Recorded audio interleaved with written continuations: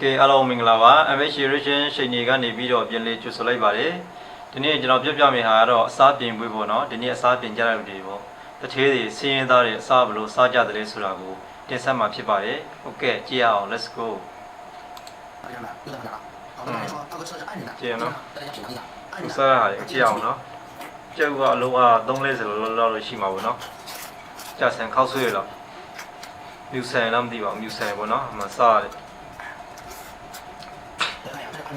စားတော့ဆိုတော့တကယ်တရုံနော်ဒီလူတွေကစားတော့တယ်ကြုံကြောက်တွေကအဲ့ဒါကိုကုံနိုင်စားနိုင်မယ်ကိုအောင်စားနိုင်မှာမလားโอ้ဒီစက်တလုံးနော်ကြောက်ဟာကြောက်ဟာကြီးရတလုံးကိုထင်တယ်နော်ဒီလောက်စားနေတဲ့လူတွေနော်โอ้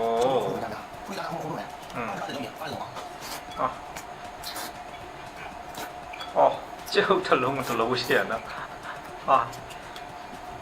အော်ဒီ only ကတော်စားနေတော်လက်ကျင့်ထားတဲ့အနေထားရှိတယ်နော်သူစားတဲ့ဥစ္စာလက်ကျင့်ထားတဲ့အနေတခွေးတလုံးဆိုတော့ကျွန်တော်တို့တစ်ချက်နှစ်ချက်သုံးချက်ခွေးစားနေရမှာကြီးသူကတလုံးကိုတလုံးပဲအော်ကျင်းကျဆန်နေမြူဆန်နေတာပဲနော်တလုံးပဲဦးသေးတော့ဦးကြီးတော့မသိဘူးဦးသေးကတော့ဟိုထည့်လို့ရတယ်မလုံးကြီးလေးပါနော်ငုံဥတော့မသိပါဘူးမကြက်ဥလေးပါတာကွန်စားမှာဆက်နော်စားတော့ကတော့တရုတ်ပါ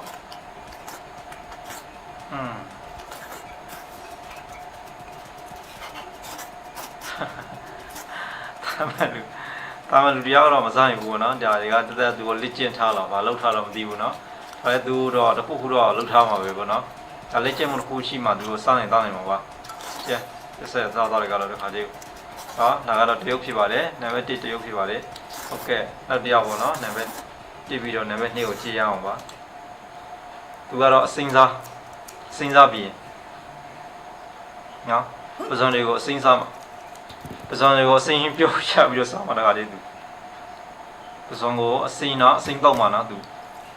ဘာလို့လဲရေနွေးတော့ပြုတ်မှာရေနွေးတော့ပြုတ်လိုက်တယ်နော်ပဇွန်ကတော့အစင်းတော့မဟုတ်ဘူးတန်ပြတ်သိရှင်တော့မှာဒါကတော့မိုက်နော်ဒါတော့မှန်ကန်ပါပဲ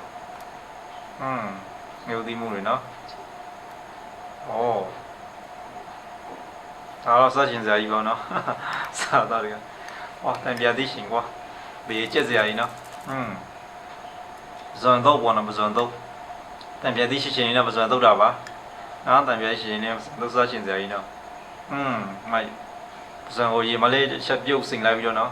ဒီကောင်ကအမှန်ကြီးစားချင်စရာကြီးစားမပြနဲ့စားချင်နေနော်ဒီစားတော့တော့မိုက်ပါပဲနော်စားကြည့်ရအောင်နော်နောက်ကြရတယ်ပြင်ပြီးတော့လုပ်ပြီးတော့ကျွန်တော်လှုပ်စားကြည့်အောင်ဥဇွန်တွေကိုပြုတ်ပြီးတော့တံပြာတိတွေကိုစိတ်လေးမော်ထိနောက်ပြီးတော့ငြူသီးစားဟန်ချမုန်းထိပြီးတော့တခါလေသူ့ကိုအကုန်လုံးတုတ်လိုက်ပေါ့နော်တုတ်ပြီးခါမှစားမိုက်ပါပဲနော်အဲ့ကောင်သေအားဆက်နေတဲ့နေထားရှိဆက်မှာစားတော့ကောင်းဆက်လည်းမကောင်းဘူးနော်အဲ့စားပြန်လဲကွာစားချင်ဘေးစားချင်လားโอเคဒါနံပါတ်2ဖြစ်ပါတယ်စားတဲ့နံပါတ်3ကတော့မြန်မာနိုင်ငံမှာအချမ်းသာဆုံးပေါ့နော်တထေးတွေစားတဲ့အစားအသောက်ဖြစ်ပါတယ်အမလေးတို့အဘကျွေးမှာကမ်းမှာစားမယ်တော့မယ်ဘွားပါကျွေးမှာကမ်းမှာစားမှာပေါ့ဒါပဲတနောင်းပါဒါပဲဒါဟုတ်တယ်တနာကြပါဗျာတနာကြလုံးကြည့်ပါဗျာမြန်မာနိုင်ငံတထေးတွေအဲ့ဘယ်လိုမှတုတ်တောင်းတာမရပါဘူးဗျာတုတ်ကတောင်ဘက်ကိုကြည့်မြတ်ဘက်ကိုကြည့်တယ်လို့ဆွဆွဲတယ်ဒါတကယ်မဟုတ်ပါဘူးနော်တရုတ်ဆောင်တာပါတရုတ်ဆောင်ပြတာပါနော်ဒါလည်းတုတ်နဲ့စိတ်နာနဲ့ဟိုကျွေးမျိုးလုံးဘန်ကောက်မှာသွားခွဲလို့အခုကြီးတောင်းတာခင်ဗျားမျိုးလုံးကိုဘန်ကောက်မှာသွားခွဲဦးမယ်ဘန်ကောက်နေလိုက်တာခင်ဗျားကျုပ်ကိုထင်မသေးနဲ့လေကျုပ်ကရင်တော့တစ်သေးကြတပတိခေါင်းတောင်းကြီးဆဲတဲ့ခါမှာရမရတော့လားလောင်းတဲ့ကွာကျုပ်ကရစရမယ်ဆိုပြီးအိမ်ပေါင်းပြီးလောင်းတာတထေးနော်တထေးနော်ဒီဘွားကိုပြောတော့ပါရှင်မောကတနာစရာလေးပဲနေဦးဟုတ်ကဲ့ပါဒါနောက်တရားတော့ထိုင်းရပါတော့ကျေဦးလေးရက်ဆက်နော်ဒီလိုစားဖို့ဆိုတော့မလွယ်ဘူးကွာကျွန်တော်တို့စားတော့နီးတော့စားတော့မဟုတ်ဘူးจัดไปครับผมวันนี้ผมก็กลับมาอยู่ที่ร้านกินดิบตาသူပဲနမင်းကပြီးစားနိုင်တယ်ကြည့်အောင်နော်ဒီမှာကြည့်အောင်ครั้งที่2ของผมပေါင်းနေနော်ဖောက်မှုတွေပုတ်ထားတဲ့မှုတွေเป็นสเต็กขาดไปนะครับ99 บาทนะครับ တာမန်လူဆိုရင်စားရမှာမဟုတ်ဘူးเนาะဒီလိုစားတော့မျိုးတကယ်ကိုเนาะသူစားရောက်တော့ ก็เลยกลับมาที่สาขานี้ သူ့ရဲ့ဟောနော်ဆော့ရနော်တိုးပြီးတော့စားတယ်နော်ဟော်မုန်းတွေကတော့ပေါ်တယ်ပေါ့နော်ပေါ်လေး นะครับผมอันนี้ถือว่าเป็นสายที่ อืม สาขานี้นะครับ တကယ်စားရတော့နော်ပြောလို့မရဘူးနော်ကုန်ချင်းစားကုန်မမဟုတ်ပါဘူးကြည့်ရတော့နော်တာမန်လူတွေကတော့ကုန်မမဟုတ်ပါဘူးဒီကောင်လေးလေ့ကျင့်ထားတဲ့သဘောနေထားရှိနော် มันจะมีอะไรบ้างนะครับมันก็จะมีเป็นขนมปังมี2แผ่นนะครับผมด้านบนกับด้านล่างแผ่นใหญ่มากนะครับแล้วก็จะมีไก่ทอดนะครับนี่อันนี้คือไก่ทอดชิ้นโคตรใหญ่นะใหญ่เท่าหน้าผมเลยนะครับผม4ชิ้นนะครับเป็นไก่ชุดเกล็ดขนมปังทอดนะครับแล้วก็จะมีเป็นเฟรนช์ฟรายแล้วก็หอมทอดนะครับผมแล้วก่อนที่จะดูคลิปจบนะครับผมขออนุญาตเปิดเมนูนะครับผมใครคิดว่าผมกินหมดหนึ่งนะครับ သူက30နာတီနော် แล้วใคร နေ့30နော်နိုင်ဝမ်းတာကိုသူအကုန်စားမယ်လို့ပြောတယ်နော်ဆိုင်ကနော်သူ့ကိုပေးစားတယ်နော်နေ့30တော့ဒါကိုကောင်စားမှာတဲ့မကုန်သူရွာမှာနော်အကုန်တော့သူပါ ตอนที่ผมไปอะผมเจอเจ้าของร้านเลยนะตอนผมไปสั่งเนี่ยคือเจ้าของร้านเขาคิดว่าผมล้อเล่นนะเพราะว่าผมมาคนเดียว နေ့တော့စားတော့မဟုတ် เจ้าของร้านเขาบอกว่าตัวเนี้ยไม่เคยมีใครกินผมว่าเขาจะกินแต่ စားတဲ့ထဲနော်တော့ထိုင်ငယ်စားတဲ့ထဲပါချစ် ผมน่าจะเหลือพวก စားတဲ့ထဲနော်လူကတော့တဲ့ထဲမတင်ဘူး ผมก็เลยบอกเจ้าของร้านไปนะครับว่า อืม โอ้นะครับผมเจ้าของร้านก็เลยแบบอะไรไม่ทำมากเนี่ยครับ ဆက်တယ်နော် ตัวเนี้ยคือเดียวผมได้ ဒီလိုစားတော့မျိုးပါလေ เจ้าของร้านเขาแบบน่ารักแล้วก็คุย อืม กันเองมากนะครั ဟောဟောဟောဟော ก็เลยเลือก ဟာမနေ့30လောက်ခပြီးစားမှာနော်မနေ့30လောက်မကုန်ရင်သူရွာမှာနော် แล้วนะครับ โอ้ ก็เลยเลือกตัวอื่นไม่ได้ အာလာလာ นี่เดินทางมาถึงถนน อืม ชิ้นสุดท้ายนะครับเป็นไง อืม ดูความแน่นนะครับคือมันใหญ่มาก နေ့30လောက်ကုန်ရမှာမကုန်သူရွာမှာအဲ့လိုလို့ แต่พอเดินไป ว้า รู้สึกว่ามันเป็นภาพเดินทางมากครับแต่ก็ မစားတော့ခါလဲဝါပြီးမျိုးချအောင်မရှိတော့လေ ที่ก็ตั้งใจกินให้หมดเลยนะครับก็อย่าลืม โอ้ เป็นกำลังใจให้ผมด้วยนะครั โอ้ ตอนนี้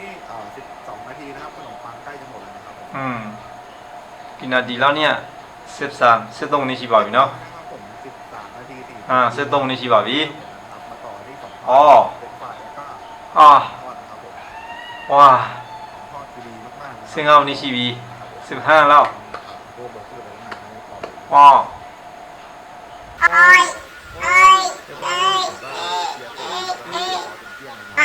ใช้เวลาไป16 นาที 56 วินะครับผมก็ နောက်တရားလေးเนาะတရုတ်တစ်ချေပေါ့เนาะစားတော့ထဲမှာတရုတ်တစ်ချေဖြစ်ပါတယ်ဒါကတော့ချိုးစားဒါကကြက်ပေါင်စားကြက်ရှည်ထောက်စားပေါ့เนาะကြက်ရှည်ထောက်စားရိုးချိုးစောစားခဲ့မယ်เนาะဒီရိုးကမြင်စားလို့မရဘူးတိုင်ကလေးကုလုတောင်းနေငါတော့အယိုးစားပါအယိုးစားနော်ရက်ဆက်ဒါတော့မြင်စားတော့မရမြင်စားတဲ့ခါလေးအယိုးတွေထောက်တော့တေးပါဒါပြပြစားတဲ့အစားတော့ခုနောက်စားမြင်စားတဲ့အစားတော့ပေါ့နော်ကြောချက်ချေထောက်လေးပြည့်ရတော့ရှိုးလောက်ထားတာတင်တာပေါ့နော်ငရုတ်စီနဲ့ပါနဲ့ရှိုးလောက်ထားတာပါဟာမြင်စားလို့မရဘူးစားစမ်းပါလေအဲ့ကောင်စားနေလေးရွာမှာချက်โอ้ဒီမှာရိုးတယ်ပါခေါင်းဒါတရုတ်တစ်ထည်တွေနော်တော့ဒီအစားအသောက်ပတ်သက်ပြီးတော့เนาะကျွန်တော်တို့မြန်ဆဆတွေ့ရပါတယ်ချိုးလို့ဆိုလို့ရှိရင်စိတ်နေစားလိုက်ပေါ့เนาะချိုးဆိုလို့ရှိရင်ကျွန်တော်တို့မချင်ဖဲတဲ့ရက်ဆက်တယ်เนาะမှာပြောမယ်ဆိုလို့ရှိရင်ကျွန်တော်တို့တင်ပေါ်တီးတွေပေါ့เนาะဘာမှခွန်လင်းမခေါ်ပါနဲ့ပေါ့ဒီတိုင်းကိုက်စားရလို့ရှိပါတယ်ချိုးဆိုလို့ရှိရင်เนาะဝတ်သားတယ်ငားတယ်စိမ့်စားရလို့အများကြီးရှိပါတယ်ဒါတွေကတော့အကျက်စားတွေပေါ့เนาะအကျက်စားတွေကျက်စားတွေပါအယိုးတွေကိုကျက်စားနေတာဒါမဲ့စားတော့ခက်တယ်เนาะကြက်ချေထောက်ဆိုတော့နည်းစားတယ်အယိုးတွေကတစ်ခါလေးခေါင်းထောက်လို့သေးမှာဒါဖြည်းဖြည်းစားစားဟုတ်ပါတယ်ဒီနေ့ကတော့ဒီလောက်ပါရအားလုံးမင်္ဂလာပါလို့ဆက်သွယ်ပါတယ် MH Research Channel ကိုအားပေးရှင်ဆိုရင်တော့ Subscribe လုပ်ပြီးတော့ဒီဘက်ခေါင်းလေးကိုလည်းနှိပ်ပေးဖို့ဖိတ်ခေါ်လိုက်ရပါတယ်အားလုံးပျော်ရွှင်ခြင်းမြင့်ကြပါစေ